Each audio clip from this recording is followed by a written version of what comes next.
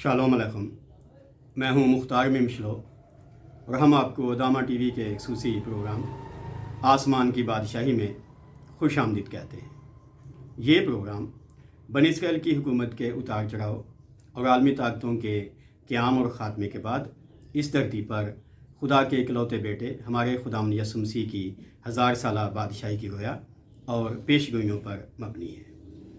मेरी ये Kaavish Pakistan Bible correspondence institute के क्लब बुलेटिन में दिसंबर 2005 और माहनामा आदमगीर में जनवरी 2015 के दौरान मुख्तलिफ तरह से शाया हो चुकी है। खुदा के फजल से मुझे इन दोनों जरीदों में बतौर एडिटर अपनी खिदमत अंजाम देने का मौका मिला था। पिछली बार हमने दानियल नबी के सहीफ़े के पहले बाब के आखिरी हिस्से की तफसीर मुलाजा की थी। आज के प्रोग्राम में दूसरे बाब की इब्तदाई आयात की तशरीह पेश खिदमत है और इस हिस्से का उन्वान है शाह बाबल नबूकदनेस्सर का पहला ख्वाब। आइए खुदा उनके पाक कलाम की तलावत सुनते हैं। लिखा है, और नबूकदनेस्सर ने अपनी सल्तनत के दूसरे साल में ऐसे ख्वाब देखे जिनसे उसका दिल घबराया और उसकी नींद जाती रही। दानियल नबी का सहीफ़ा उसका दूसरा बाब उसकी पहली आयत। खुदा की बरकत उसके पाक कलाम के पढ़े और सुने जाने पर हो, आमीन। कहा जाता है कि 7 सितंबर 605 कबल मसीह को शाह बाबल नबूकदनेस्सर की ताजपोशी और तख्त नशीनी के वक्त बाबल में मुतअद्दिद तकरीबात मुनक्कद हुई और जश्न नवरोज़ उनका नुक्ता-ए अरूज था। इन अय्याम में मुख्तलिफ मौक़ों पर जुलूस निकाले गए। नबूकदनेस्सर बादशाह अपने देवता नबू और बैल मर्दूक के मुजस्समों को उठाए हुए इन जुलूसों की क़यादत करता और अपने दरमियान उन देवताओं की हुजूरी और मौजूदगी का चर्चा करते हुए अवामुन्नास के रूबरू अपनी शाही ताकत और जाहो जलाल का ढंढोरा पीटता था। नबूकदनेस्सर बादशाह अपनी कुव्वत और दौलतमंदी के एतबार से बाबल की आलमी हुकूमत का मशहूर व मरूफ बादशाह था, जिसकी लोग इज़्ज़त करते और रो मानते थे। उसके हुक्मनामों पर कोई चैमगोइयाँ ना हुई और उसकी मर्ज़ी के ख़िलाफ़ आम तौर पर किसी ने कोई तबसरा करके कभी सर उठाने की जुर्रत ना की। उसकी फ़ौज ने मैदान जंग में यादगार फतूहात हासिल की और अक़वाम आलम के रूबरू उसकी अज़मत का बोलबाला किया। लेकिन नबूकदनेस्सर बादशाह को अपनी हुकूमत के दूसरे ही साल में ऐसे ख्वाब सताने लगे कि उसका दिल घबराया और रातों की नींद गायब हो गई। अपने बेपनाह आलमी असर रसूख के बावजूद उसने ख़ुद को गैर महफूज तस्वर किया और वो ये सोचने पर मजबूर हो गया कि इन संगीन ख्वाबों के पीछे कौन सी नादीदा और माफ़ौकुल फ़ितरत कुव्वत मौजूद है जो रूए ज़मीन पर उससे बालातर और उसके देवताओं से ज़्यादा इख्तियार रखती है। आइए अगली आयत पढ़ते हैं। लिखा है, तब बादशाह ने हुक्म दिया कि फालगिरों और नजूमियों और जादूगरों और कसदियों को बुलाएं कि बादशाह के ख्वाब उसे बताएं। चुनांचे वो आए और बादशाह के हुजूर खड़े हुए और बादशाह ने उनसे कहा कि मैंने एक ख्वाब देखा है और उस ख्वाब को दरियाफ़त करने के लिए मेरी जान बेताब है। तब कसदियों ने बादशाह के हुजूर अरामी ज़ुबान में अर्ज़ की कि ए बादशाह अब तक जीता है, अपने खादमों से ख्वाब बयान कर और हम उसकी ताबीर करेंगे।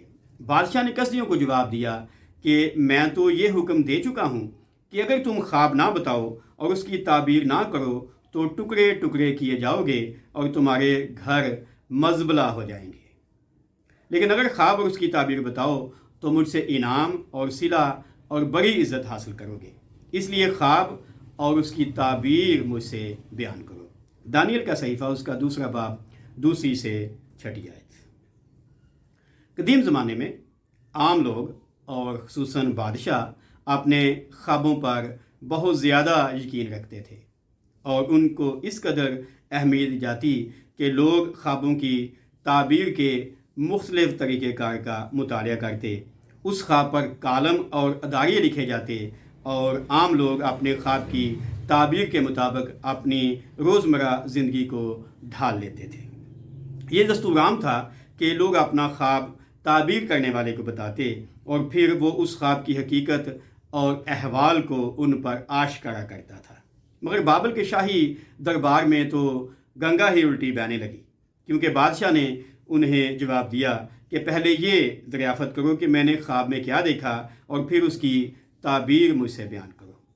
اگر تم خواب اور تعبیر بتانے میں کامیاب ہوئے تو تمہیں مالا مال کر کے تمہاری خوب عزت افزائی کی جائے گی، لیکن اگر ناکام ٹھہرے تو تمہارے ٹکڑے کر دیے جائیں گے اور تمہارے گھر راہ کا ڈھیر بن کر جائے ہوئے ٹھہریں گے۔ آئیے اگلی آیت پڑھتے ہیں۔ لکھا ہے، انہوں نے پھر عرض کی کہ بادشاہ اپنے خادموں سے خواب بیان کرے تو ہم اس کی تعبیر کریں گے۔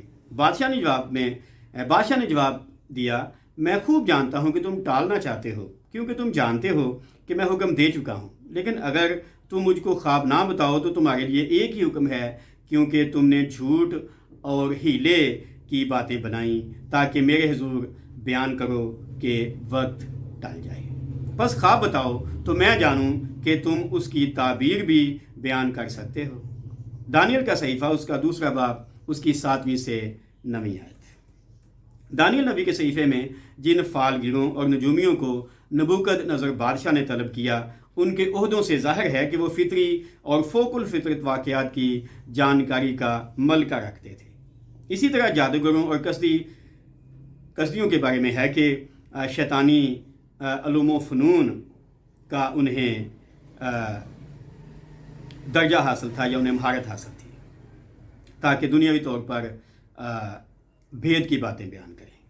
مگر جس طرح دنیا کی پہلی عالمی طاقت مصر کے دانشمند لوگ اور جادوگر فرعون مصر کے خوابوں کی تعبیر بیان کرنے سے قاصر رہ گئے تھے، اسی طرح دنیا کی تیسری سپر پاور حکمران نبوکدنضر کو بھی اپنے بابلی دانشوروں سے خواب کی بابت کوئی بھی خاطر خواہ جواب نہ مل سکا۔ آج کے پروگرام میں ہم نے دانیل نبی کے صحیفے کے آیت بائے تفسیری مطالعے کے پیش نظر 2 باب کی ابتدائی 9 آیات پر مختصر تفسیر ملاحظہ کی ہے۔ اگلی بار ہم اس شاہی خواب اور اس کی تعبیر سے متعلق مزید جانکاری اور تفصیلات حاصل کریں گے۔ اگر آپ کو ہماری کاوش اچھی لگے تو اسے اپنے عزیز و احباب اور رشتہ داروں کے ساتھ بھی ضرور شیئر کیجیے گا۔ کامنٹ باکس میں ہم آپ کی مخلص رائے اور مثبت تنقید کا انتظار کریں گے، اور مزید جانکاری کے لیے ہمارے اس یوٹیوب چینل ادامہ ٹی وی کو ضرور سبسکرائب کر لیں۔ بائبل کا خدا یہوہ الوہیم زندگی کے سفر میں آپ کے شامل حال ہو۔ آپ کی توجہ کا بہت شکریہ۔